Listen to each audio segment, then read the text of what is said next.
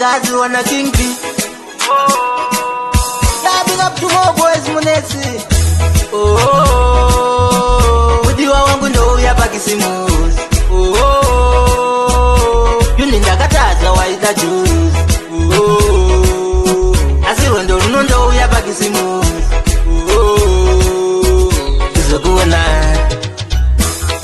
pajoni pakaoma dozi ono takundiona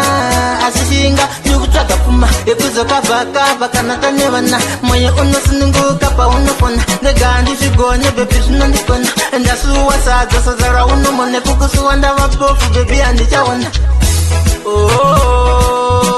mudiwa wangu ndouya pakisimuzi yuni ndakatadza waida juzi asiwe ndo runo ndouya pakisimuzi tuzokuona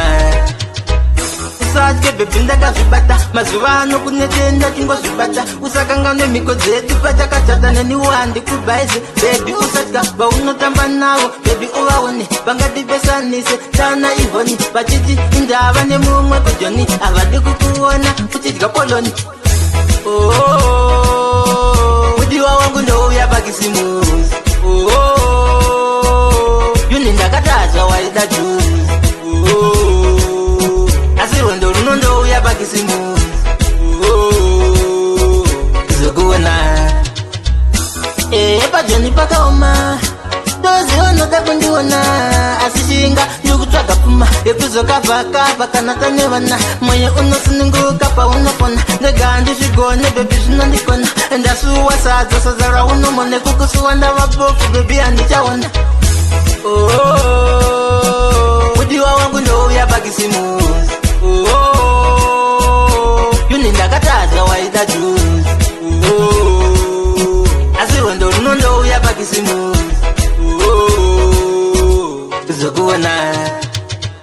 usatye bhebi ndakazvibata mazuva ano kunetenda tingozvibata usakanga nemhiko dzedu patakatata neniwandi kubhaize bhebi usatya vaunotamba navo bhebi uvaone vangatipesanise tana ivhoni vachiti indava nemumwe kujoni havadi kukuona uchidya poloni